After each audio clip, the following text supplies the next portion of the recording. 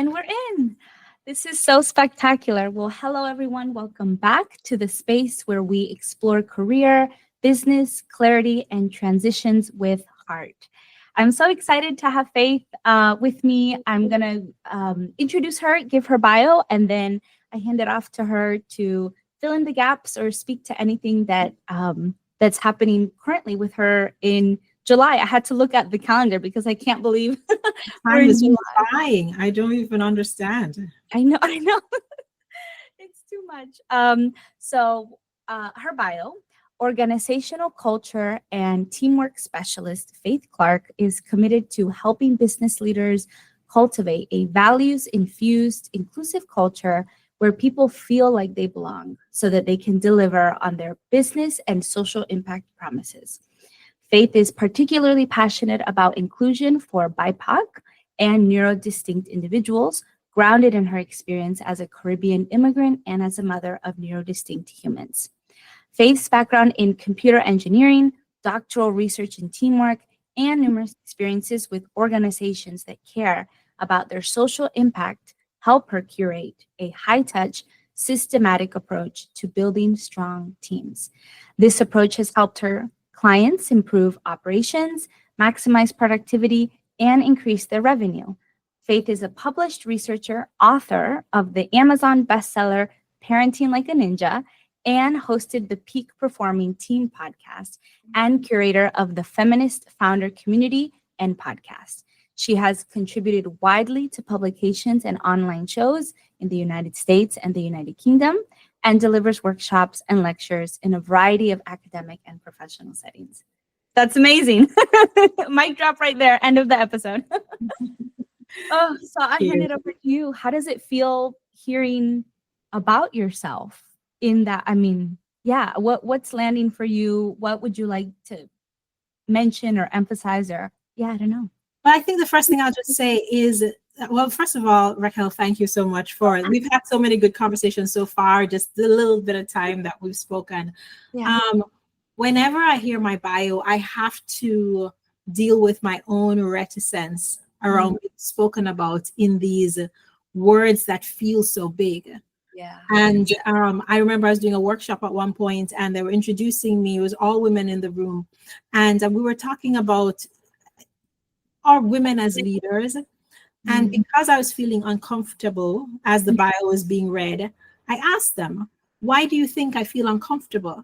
And somebody in the room said, maybe because your bio sounds like that of a man. And it became an opportunity just to process our own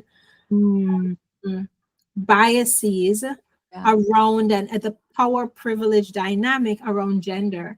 And we didn't kind of go very far, but I just acknowledge that as I listen to it, part of my own practice is to take it in, because my instinct is to push it away. And so many of us have generational instincts and responses that's not, that were there before us, and we kind of breathed it in the air and got it in the blood, and Right. Oh my gosh, that's so beautiful. And what's been present for me is I've been my degree is in English. I don't know if I shared that with you, but I got it as, let me just be practical. I don't know what I'm going to do when I graduate. So I enjoy writing. Let's do that. But I never in the program studied the root word of words or where this language came from. And so I've been getting, I don't know, it's just been a calling. It's something that I've been interested in this past few weeks.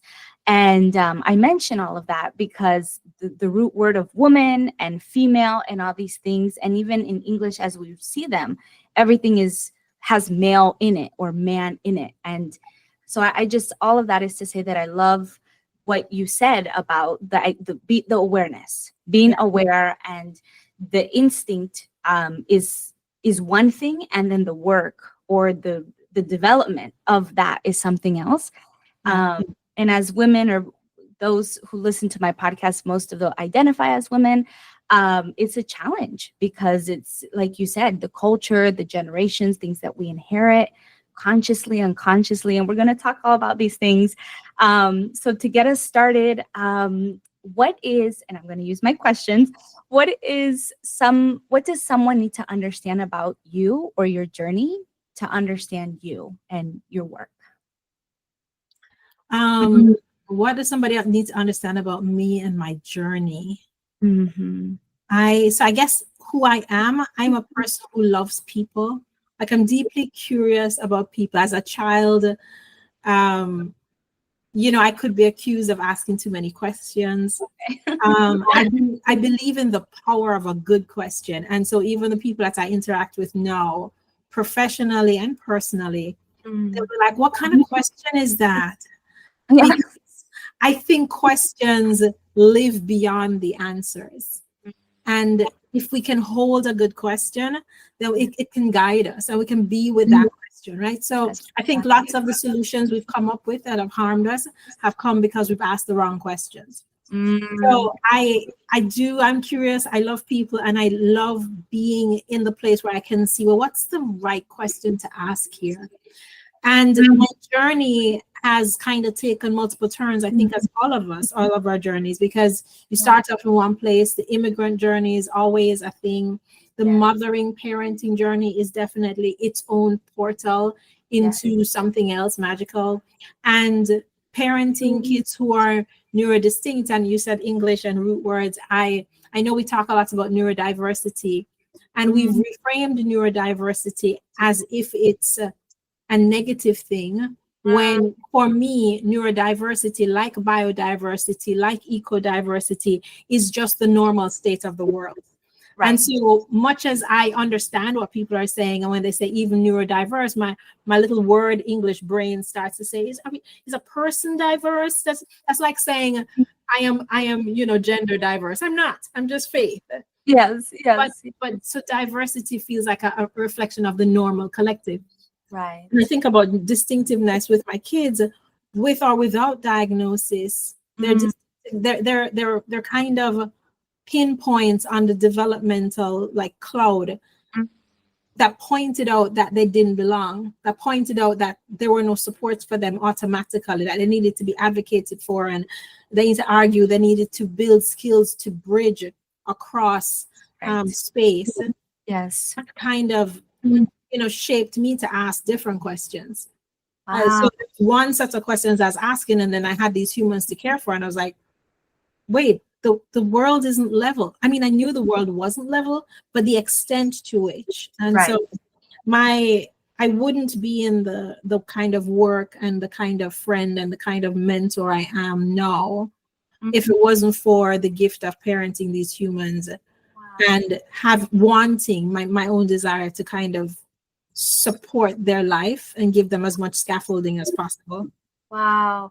Oh my gosh, so much there, because I feel like the piece about the question is so, one thing I think I've noticed, I'm a millennial, so I turned 33 this year, and that piece about where do I even know, how do I even start, with whatever angle, whether it could be job, career, relationships, identity. And the piece about questions, I feel, is so important, because that's where I'll speak for myself. I feel like I could end up lost, is not asking that question in the moment that I'm in now, because in a few months, I'm not even going to talk years, but just in a couple of days, I might have another epiphany or something. And then it's like, oh, another question.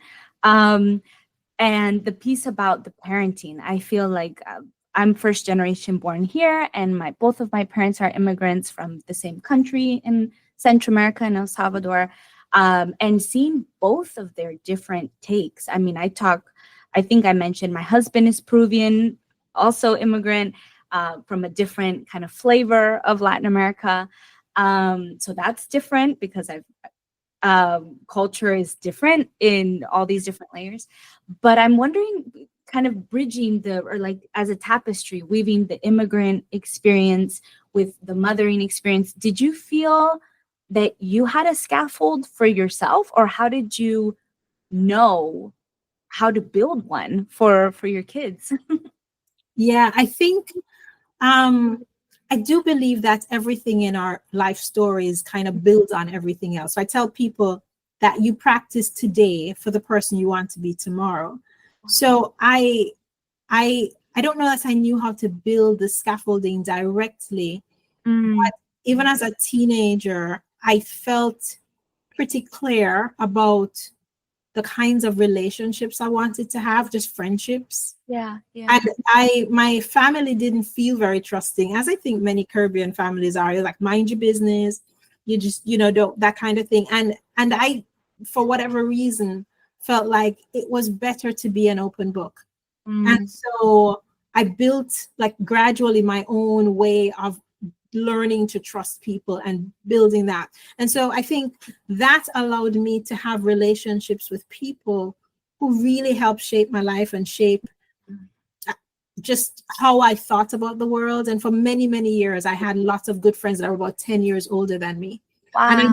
And I advocate that everybody needs friends 10 to 20 years older than them. This kind of weird system we have where we have same age friends, and who tells us what's going on ahead, That's right. And we are built for multi-generational communities anyway, right? So this having of people close in my life who were 10, 12, 15 years older than me just gave me a bird's eye view forward, and people would speak to me with that 10 years of experience. Wow. And so as I was shaping my own family, my own parenting, I had not just my parents to look at, but I had these people's various parenting styles or these people's approaches in community or work to look at. And so as an immigrant, where when it felt, I mean, you feel different, but what happened for me is that because my primary work in my second immigration, I told you, did I tell you I migrated twice?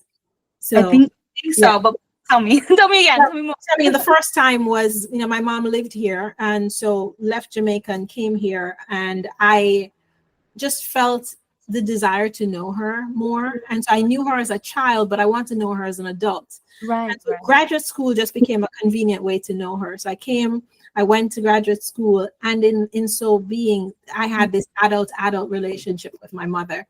Wow. And it became aspirational for me. This is the kind of relationship I want to have with my kids. It wasn't perfect, but it was this mutual love and respect and caring. Wow. My favorite bra is my mother bought it for me. I still have it. She passed 3 years ago. Oh. And so there's an intimacy that we had. And in my second migration, I came with my son who had autism, and it was for his own care. I wanted to get different answers. Sure. And so I kind of cocooned myself. Okay. And in that way, I wasn't tracking some of the immigrant pressures the way my then husband was tracking it, because I was kind of just being the mother. Okay. And in being his mother, I could pull really hard on some of the stories from those people, again, 10, 12, 15 years older than me, that I saw, and that had informed some of my earlier thoughts. Wow, there's so much there. I feel like there's this I identify as someone who's spiritual, not necessarily religious, and so I grew up Baptist, and I'm watching this show now for more context with my husband on HBO, Forbidden Love, and it's about how it could be cross-cultural, but it's mainly two different people who have different religions and then trying to figure it out. And that always fascinates me. And so I say that because the concept, there was somebody who talked about mother and the archetype of that. And so what I want to ask is, did you feel like that was a rooting thing, something that helped you kind of navigate that chapter? Or was it just kind of like, okay, now is the time? It felt, I guess, organic or a natural thing versus this is the next best thing. I'm wondering, was it more cognitive or was it just more natural? And so it was easier in some ways, perhaps, for the scaffolding to evolve. I don't know. I'm curious. For mothering, for me, has had, because I still am actively in that parenting role. But it had its, I would say, its shadow side as well as its kind of, really strong positive side. So what I'll say is that I've always felt motherhood was a calling. And I, even as a teenager, I whether it was that I was imagining being a mother because I wanted company and I wanted to feel that sense of belonging, or I was imagining that I was a mother because I wanted to help shape humans in a way that I wasn't shaped. I wanted to offer something to my kids that I felt I didn't get. All of it just kind of helped me to be intentional about, am I ready to mother? And so I was pretty anal and methodical about when am I going to become a mother? And then once I became a mother, I was like, what kind of parenting style? And am I breastfeeding? I was just, but in the name of desiring to offer something that was maybe more than I got. And I think as I've gotten older, it's been the primary way. You talk about being spiritual. I think for me, it's been the primary shaping. It's been the primary spiritual experience that has shaped my growth. Because parenting, motherhood in particular, for me is a portal. It's a movement from invisible, wherever children are, into the visible. And it's to be a portal is to also allow yourself to be changed by that magic, that power. And so for me, I wouldn't have grown in some of the ways that I grew if it wasn't for my desire to offer something to my kids. And I tell you that it's like God's on my shoulder saying, it's for you too. Like I'd be like doing a thing or extending myself or learning something or offering the thing. And as I'm offering it, I'm like, oh, this is good though. And it's the way that I felt I got tricked into my own, the thing I want them to do, I have to do it. It's like when you're trying to eat well, because it needs to eat well. I'm eating this broccoli because the kid needs to eat the broccoli. And then wait, but I need the broccoli. And so for me, it was both intentional, deliberate, but it also was this experience that shifted fundamental things on my insides and still does shift those things. Because if you, for any identity that's a big identity, you can maybe forget some of your other identities. And so as an adult with adult kids, in a way now that I'm like beyond mother. Yes, I'm a good friend, I'm ride or die person, I'm auntie, I'm mentor, I'm business owner, and so on. But mother is kind of like a gigantic archetype, right? And so beyond that, what's the bigger archetype? Especially as we get older. And so I am landing into allowing mother to be woman. And I think that there's a lot of our work as mothers, for people who are mothering actively or even kids who are older. Some of the societal patterns kind of let you ignore woman, mother. Right. And so just this journey has been, wait, what's woman? It's like, I don't know. And I have some younger folks that I also offer support with relationally and mentoring wise. And there was one of them who asked me about the identity of woman and if I automatically wanted to be mother. And it's like so many of our framings make that and so just deconstructing some of that, even though I am a mother, I do have to deconstruct it so that I can live fully, Yes. Oh my gosh, there's so much here. And so I'm just going to throw it in, and then juggling or embracing, embedding the business side, the professional side. I love the word deconstruct, or like dissecting and digesting, all of the dies, like something, I mean, maybe things have to die in some ways to be reborn in other ways, but it's a hard process because it's to sit with that. Something I shared on another episode with another guest was, for me, I feel like I was living kind of a duplicitous double life, because for so long, these past 10 years, I had a certain persona as a writer, a communications person, but slowly building this podcast and this thing that is mine on the side. And now I feel like, okay, I want this to be it, fully, giving to it. And it's been, oh no, but what about this thing? And am I going to limit opportunities, and fear and scarcity and image, archetype, identity with that? But all of that is to say that I'm navigating it. I'm trying to dissect. I'm actively in that process. And I'm leaning more into this new chapter. So that's why I bring up the juggling piece. How did you know or feel or start to get inklings of, okay, now it's time? Or how can I start to dissect these different parts of me, whether it's entrepreneur, profession, mother, woman, all of it, so that it all kind of not competing, but in harmony with each other? Yeah, I see it as integrated.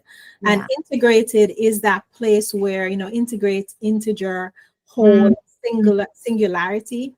Yes. One of my favorite illustrative phrases is, to say something like, this pup has lost its integrity. And that just means it's fallen apart, right? And when we aren't integrated in terms of our identities, archetypes, or, desires, then we fray and fragment. Yes. And so for me, it became, if I'm fraying and fragmenting, it's an opportunity to pause and get the insight from my body. At the time, I didn't know I was getting it from my body, but it's to honor yourself enough to ask, what's going on here? What's the thing that I might want? What's happening here? And so when you're able to kind of use that barometer and say, oh, something is up, right. Then you can put yourself in a process of answering that. And so the balancing, the juggling is really, it's more like an EQ, equalizer dials, or it's more, they're levels. Yes. And so does this thing need to go up a little bit more and this thing come down a little bit more? Yeah. And that wisdom comes when you can answer the question, what's going on here? And so for me, in terms of business specifically, that was about the time when my son was early teens. And so autism I had already had what I tell people parents have, the autism burnout, which if your kid has a diagnosis when they're 2 or 3, then somewhere in the 7 to 10 range, you have the burnout because you run hard and then you realize you can't outrun it. Okay. And so I'd already gone through that, had already responded to that need by shrinking a lot of my life and pulling back from a lot of the therapies and all this type of thing. And then I was trying to answer a more honest question, which is, what am I craving? And I had to recognize that what I was craving, I had released so much of the things that were stimulating and life-giving to me. At the time, I just started a doctoral program, so I had language for human cravings and human motivations. And there is a particular theory that I love, the self-determination theory. They said that there are 3 core needs. I'm sure there are more or differently said in other spaces, but the core need to have meaningful relationships, core need to be autonomous in your life, you know, to kind of be able to do what you think you should do, and the core need to be competent and to have that competence recognized. Wow. And I recognize that as a person who used to be in the workplace and was no longer in the workplace because I had decided to be home with my kids, the place where I got the recognition of my competence was gone. And in this mothering role, there's no recognition of competence. It's just, grunt work all the time. And, the relationships that were really important to me that I've sustained over 20, 30 years, their times and their schedules are different from mine. And so there was struggle there, and autonomy, autism ran my life. So I didn't feel autonomous. So deciding to start my business, my first business, was a decision to reclaim the needs that I had that were no longer being served. And to use the skills that I had to create income for myself, but really to satisfy my competence needs, my relationship needs, my autonomy needs, and so on. And so it became a little place to play for that. And I think that back to the question, right, to having the good questions. What's going on for you? Can you have a body honest interrogation of that and answer those questions. And then like, so what does that mean in terms of what you need to do or what you need to shift? How are we moving those dials so that you can get more of what you need so that you can be your whole integrated self? Yes. Oh my gosh. And as women of color, just to hone in on that identity, and maybe for those of us who either haven't had the scaffolding or not the scaffolding that we feel we need or that we need in this time and space, are there any, I love the 3 core needs, that framework that you gave. Are there any other things that you feel or that you've seen either in the mentorship or just in your own life that have rooted you as you have gone through those self-interrogations? Like what helps to take courage or to have courage and to kind of build that? Because the spaces, you know, are not built for us. I mean, this country is is a whole other thing we can get into, but it's the piece of autonomy. I find I don't know, I feel bittersweet, at least right now where I'm navigating, because as a contractor, so I'm not an employee. I just work my time 6 months a year, and then I do something else. And I feel very autonomous in that because I feel like, okay, I'm not aligning myself, having allegiance to a certain agency company because my allegiance is to myself. But then also that is more work on me in some ways to find the thing or to position myself in order to have the opportunities. And I'm fine with that because I feel like my risk tolerance is pretty okay. So I'm just wondering for those women and the listeners out there who maybe don't have a scaffolding or are looking to build one or aren't sure what to root into. And what I don't know if that's one question so much as just a whole. It's a whole essay. I think the first thing that comes to my mind is to carve time for the care of yourself that you need, because like we can't get this honesty from our bodies when we're unwell. Well, yeah, the honest reaction we'll get from our bodies is take care of me. Take care of me. And so I think that especially as women of color, as people of color, we have to admit that the world isn't built for us. The road isn't level. The game board is rigged. And all of what that means is that there is more labor required of us to take a step than is required for people for whom the road has been made, right? And there is more risk associated with taking those steps than is, right? So that means that more care is needed. And when I think about people with chronic illness, it was good for me in the early stages of my business to be thinking about inclusion for people with chronic illnesses, inclusion for people who have autism or sensory processing issues, because fundamentally, if they're going to go to work in the same places, then more care is needed, more support is needed, more reinforcement is needed. So I think if we can, number one, just admit that in the space where we are living now, that's not built for us, more care is needed, not less. And then once we are able to do that care, then this relationship piece feels really important, that we have the relationships with people who form the circle around us so that we can rest, around us so that we can have the voices in our ears that we need in the particular moments that we're in. But people who are not just kind of throwing stuff at you like sound bites on the internet, but people who are going to tune into who you are and then offer you what you need. And I think relationships that will remind you that it's the system, not you. And I've had the privilege of a couple of business partners, and so one of my business partners is a gay man, a gay Caribbean man, first generation immigrants as well. And so Black man. And so as I'm talking about, I should be doing this and I should be doing that, he's like, Faith, remember you're a Black woman. And that means you are more prone to thinking you should do it. Wow. Because you and we sit in this hierarchy, like the system has programmed us to see work and step into it. And so we take on labor that it is ours because the system wants us to believe it's ours. And so just the system, the awareness of the systemic nature of the problem, having relationships that will keep reminding us of that is essential, because otherwise we overwork, overcompensate, don't rest, burnout, etc. That is so huge. Yeah. Yeah, and I think those two are the two places I would start, regardless of, is it a job transition? Often we have, whether it's job transitions, relationship transitions, we are prone to not enough care for ourselves and not having relationships that reinforce our own humanity to us and remind us that it's a systemic issue.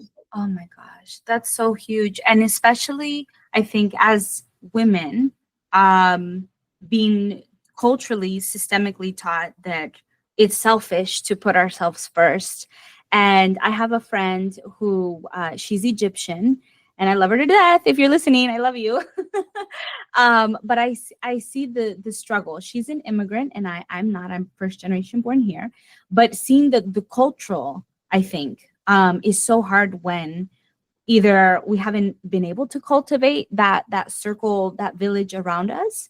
So I guess, do you have any suggestions when there doesn't seem to be availability around us, either in our immediate family or if it's the culture itself? I think we talked a little bit about that code switching in corporate environments, but then I guess also in generations.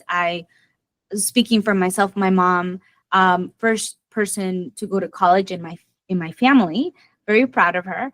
And at the same time, it was kind of a double-edged sword because the expectations on me, and then my other cousins we were also born here, who didn't go to college as I did. It just, the weight continues to go to be passed down, and there's not a passing down of the scaffolding, or these are the things to help you get through it. It's more so you just get through it, and you just uphold the bar. So I guess I'm speaking to this specific experience of when it's the culture clash, or like when it's an intergenerational, or I feel sometimes there's not that support in the immediate family village. What do we do? Well, I think a couple of things. I think we have a chronic issue with moralizing difference. So what we've done is made our parents bad, and they've made us bad, and we both continue judging each other, right? And someone has to take the higher ground. And I'm not suggesting that this is easy at all. I remember with my grandmother just deciding that she was 85 at the time. I was just like, she's 85, and if there's anybody who can change, it's me, not her. Right. And just giving her the grace of her 85 years that has taken her where it's taken her, and allowing her to be herself, as irritating, frustrating, constraining, and not supportive as it has been for me. Right? But there's especially here, the lack of honoring of difference kind of creates this tension in all of us to be right, and therefore to judge our people, whoever they are, as wrong.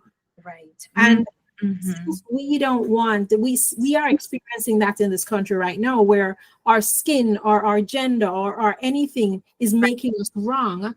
Part of shaping the world we want to be in is stopping that. And figuring out how to heal from difference is bad, different immoral, and therefore how do we build bridges across difference, even with people who are saying you're wrong, and that's a kind of, I think family is a great place to practice it, to speak, but also honor and respect, and that doesn't mean that the people we're talking to are going to respond. They may not even know. They may not even take it as respect, but we get to practice it and practice ourselves into being the people we want to be.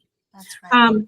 And outside of that, or separate from this idea, is like, I think we don't find our people, our tribe, our squad in spots. They're not all sitting in one spot. They don't all look the same. And yes, there is more labor for us to find these people. So it takes a certain kind of discernment, to this listening. Yes. And I would be in a conversation with somebody and it just felt right. Mm-hmm. And then I'd be like, hey, do you want us to have a coffee? Or whatever. Because Yeah. if anything lights up in my system, Mm-hmm. then maybe you are a person, even for now, that is going to be part of that. And I don't know. So my own willingness to, build relationships across difference, but across age difference, across people say that I'm the listener for the world, because then people tell me all their stories, and I have the privilege then of knowing, just based on all the stories you shared with me, maybe you could be on my inner circle, or maybe no, honey, you can't be, but I allow myself to kind of be recipient of that, just so that I can then be, can you come a little closer? What about you coming a little closer? Wow. And I'm also intentional about cultivating that. It's not just proximity. It's not just because we happen to be in the same corner office. Right. I will fly or drive or, go to where people are to receive and receive support. Beautiful. Yeah.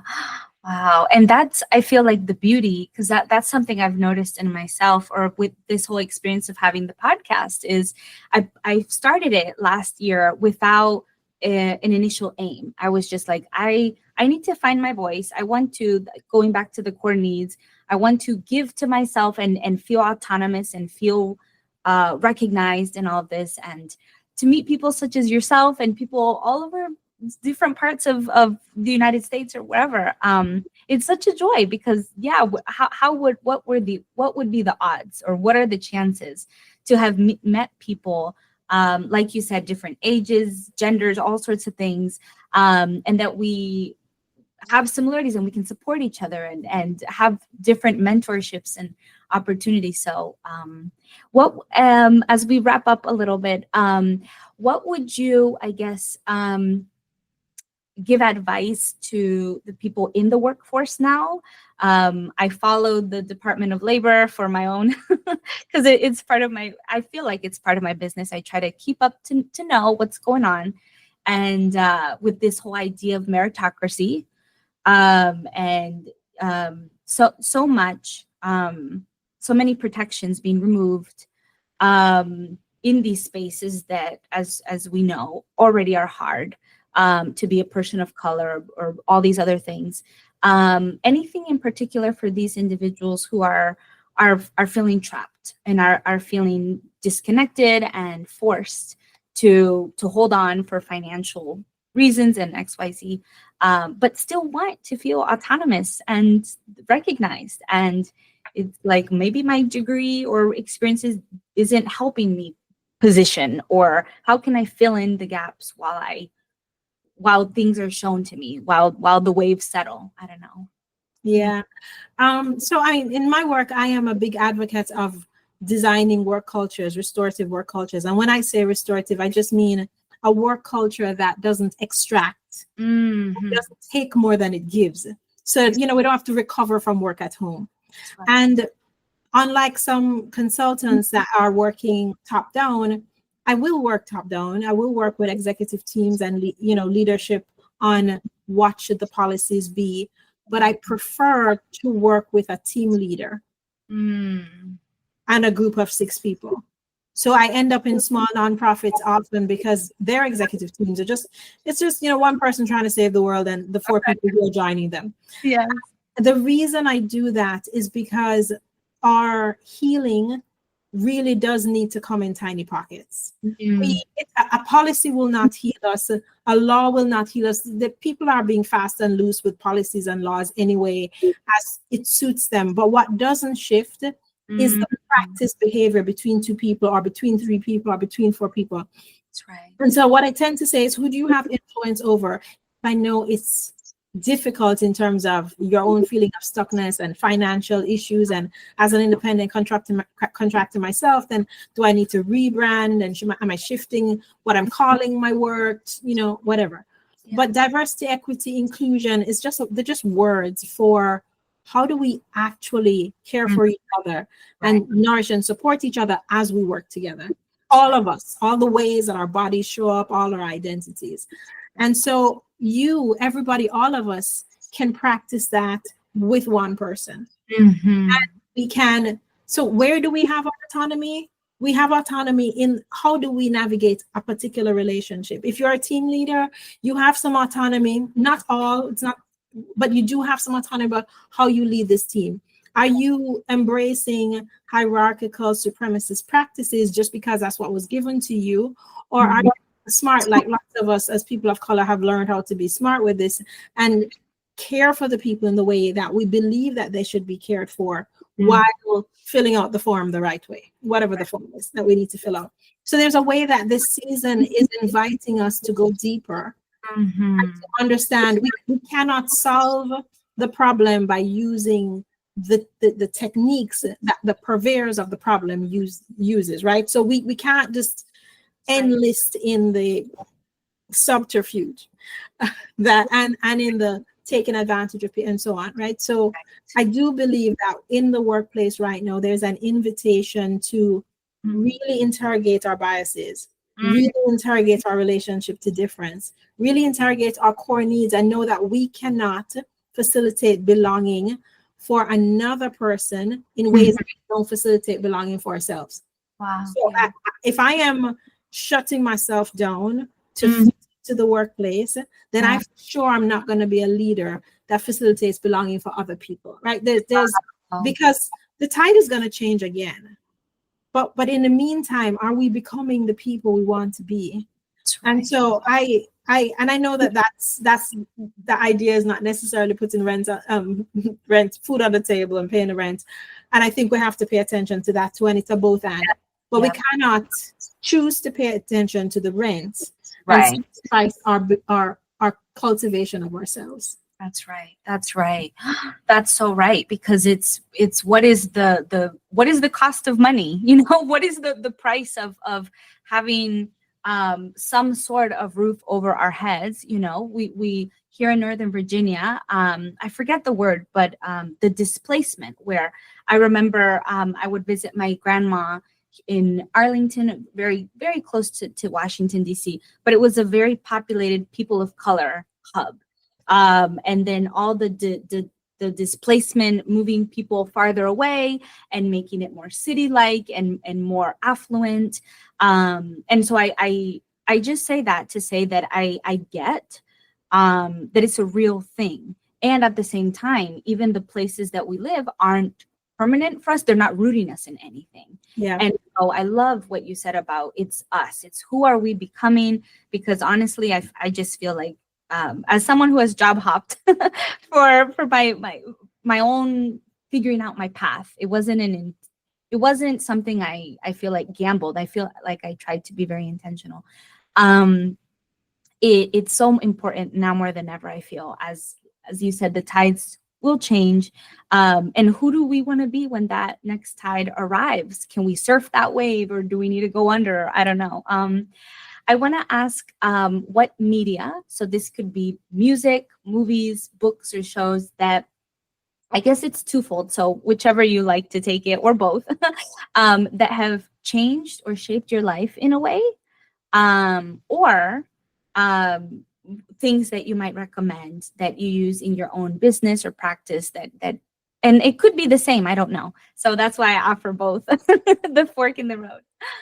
I think that the human story is rich with ideas around how we can better hear ourselves. And I think it's so much easier to learn from other people's stories. I'm an Outlander fanatic, not the one that shows on Stars, but the books. You know, I'll listen to the audio. One Outlander book is like 50 hours. And I've gone through the whole series multiple times. The thing I am enjoying, and that I have enjoyed, is being separate from but immersed in the story and looking at, oh my goodness, look at that dynamic. You see culture playing out. You see you see how it harmed, yet you see people's intentions, and you get to maybe challenge your own reductiveness. That's right. Around it. So number one, human story. So for me right now, one of the stories that I pay a ton of attention to is I listen to lots of current animated stuff. So Wild Robot. Yeah. Okay. And so I encourage people to, what's showing right now? Yeah.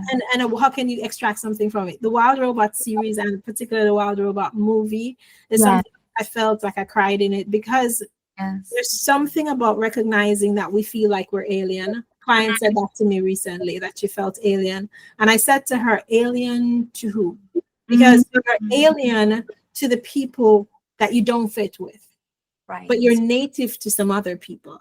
That's right. And this Wild Robot, not to spoiler, if you want to watch it, then don't listen anymore. But this robot was alien to the planet, and then became native to the planet and alien to where she was from. Right. And in so doing, opened up a whole life to herself. And I am just like, who are we aligning with, and how are we creating what we want? So I tend to go to popular stories and then extract the themes from that. From a business point of view, I read a lot of and listen to a lot of stuff, but Mind Valley's leader, Vishen Lakshani, I think, he has a book called The Buddha and the Badass. And just as a simple reflection with tools on how an organization can be more human focused. I don't feel it's complete, but sometimes when I'm running events, I might grab an experience in there, because they've designed the Mind Valley to be a place where the employees feel appreciated, have good relationships with each other, and their needs beyond the needs of the job are honored. And so Buddha and the Badass I've liked for that reason. My gosh. Well, I love that you mentioned, well, everything has been chef's kiss.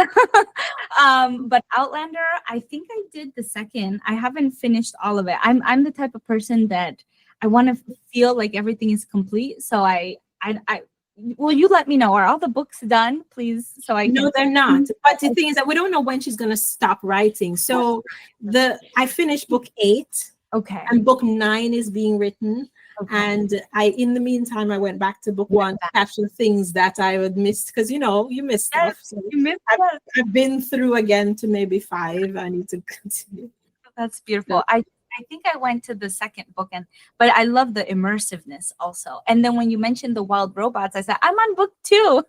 I asked that series for Christmas, and so I have it right on my bedside. And I love the children's books. I mean, reading all sorts of things has no limit. I mean, read from everything. Me too. And the Wild Robot is so, I feel sincere, like you said, about the being alien. And also, spoiler alert, I guess this is in the first book where the robot camouflages and just observes the animals. Like, what a beautiful instinct to just not impose or anything. Just it's the humility of allowing yourself to be taught. Yeah, just like take it in. You're not shaping it, you're not guiding it. Just be in it and allow yourself to be taught. Yes. So I love that.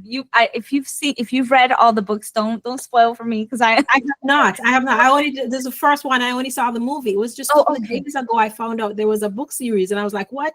So, yes. Okay. So I won't say. I mean, but yeah, I also agree. And I guess, is there anything that you feel called to speak to now, or that you would like to kind of leave the listeners with as we wrap up? Mm-hmm. Yeah, well, I'm kind of leaning into invisible labor right now. Perhaps as a woman who, the thing about being competent or type A is that you absorb so much. And people look at you and say, they'll ask me questions about my son. How is he doing? And I'm like, the same way he was doing. Like, it's not something that shifts. And they say, you look so calm. I'm like, I'm just high functioning calm. I'm really highly afraid. There's a way that you're punished for your look of competence, because you're not performing. The author said she's not performing fragility in the ways that the society thinks. Right. So then she doesn't get support. And so there's a way that the invisibility of the labor in the system is hidden. Lots of people of color are we just bolster ourselves up, and we and so we were like great workers, such a and it really is that we're building bridges and doing work that's just needed because we don't have the scaffolding. That's And right. so I guess part of that has been to illuminate that, because we get promoted into leadership and then we keep the invisible labor. So oftentimes are women in leadership and they are burnt out and just fragmented. And so I don't have answers to the issue. It's not a simple answer, but I just am inviting all of us into our own deeper care and belonging to ourselves and self-claiming, because the invisible labor is a symptom of the fact that the system, we don't belong. Because if we belonged, our care would be priority in the system. That's right. So there's a part of this that's the grieving of the fact, oh, I don't belong. And then there is the, how do I release some of this labor?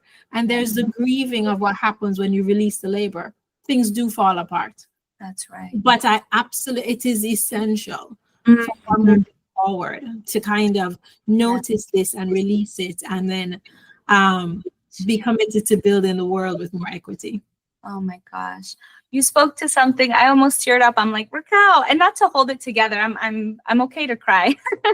But I just, as you were speaking, it spoke to probably so many lived experiences that I'm not even registering. But recently, I'm the only Latina in the communications marketing team. And I, as an independent contractor, and for legal reasons, I guess, aren't allowed to attend team spaces, team events, because it's not billable. So I've been going on this whole journey of what is legal for contractors that is not for employees and by states. And so anyways, there was this moment where in the team, there's a weekly team meeting. I'm part of the team, but not really because of a contractor status. They were talking about an event coming up, and I mentioned, well, am I allowed to attend? Because this is a team call and I'm part of the team. And I remember very clearly the vice president of the marketing team said, well, thank you for feeling safe enough to speak, your truth or whatever. And immediately I had this gut reaction. First of all, it's not about safety. I mean, I not to belittle her, trying to, I guess, be nice, but I'm like, I'm just, again, that invisible labor, that scaffolding. Nobody's letting me know where participation is invited or included or set up. And so I'm actually just looking out for myself. It's not that you've all created the safety for me. It's actually me creating the safety for myself so that I'm not reactive. I'm being proactive. Yeah. And so the reminder for me has just been, okay, Raquel, kind of emotionally detached. And like you said, the grief, which is so hard because it feels like a daily thing almost. Yeah. So anyways, I just wanted to speak to that it resonates very, very much, because and then it's hard to say, well, it's not me, it's the system. And I know it's the system, but it's the discernment of, what is mine and what is, yeah. Yeah, and that comes back to that honesty in your body. Like, what am I, if I'm not being over responsible, what's mine to do something about? That's right. That's right. Yeah, I do think that's a fantastic question, though. And I know that this is a little off topic, but I have a fundamental disagreement with the idea that independent contractors are not team. And it's such a weight. It's an artificial way to kind of create these categories, which then impacts the flow of information and all this type of thing, and just community, because the best teams are teams that are able to kind of so sync up with each other. But you can't if you create these weird information flows because of somebody's tax delineation. It's like, this is nothing to do with whether we need to be a team or not. And so I just like, it's short-sighted, and it is just built on old systems that are not about people. That's right. That's 100%. And I will just say, it's interesting that I'm with Fannie Mae, for the people who may know, that they are supposedly trying to create a more accessible way to get into the housing market. But it's interesting that a couple years ago, I was at Freddie Mac, and so they're the computers. They're supposed to be two sides of the same coin. And I've started both as contractors, but And I've said this to my team or teammates, that at Freddie Mac, there wasn't a different color badge. It was just, we all started. It was 80%. Everybody started as contractors. And then if they so choose, they could convert to employee.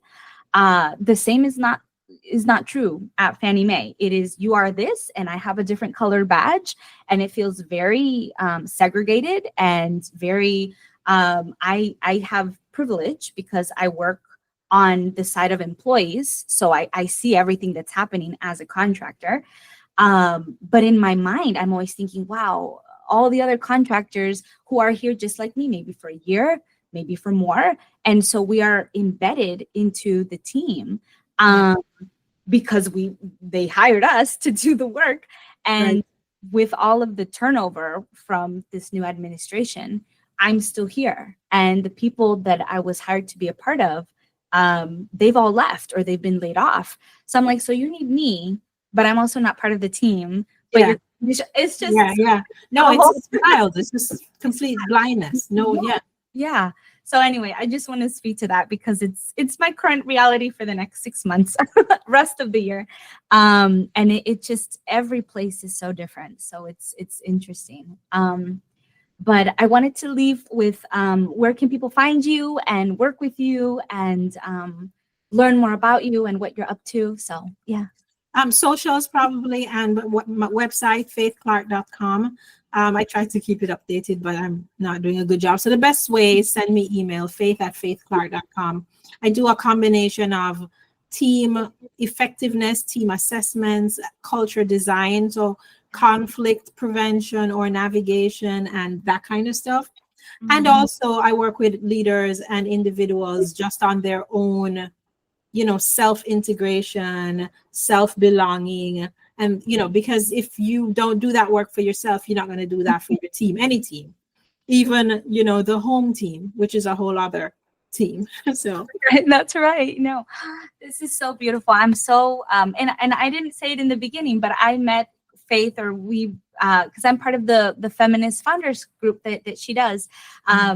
Co-curate. So anyways, I will leave all her links, and it's been such a pleasure. Thank you so much for spending this time with me and sharing all your wisdom and experience. It's been so wonderful. It's a lovely conversation, Raquel. Thank you. Thank you. And to all you listening, check the show notes. And I'm so bad at always, I feel, at ending because I just don't want it to end. I don't believe in endings. Well, anyways, thank you all for listening, and until next time.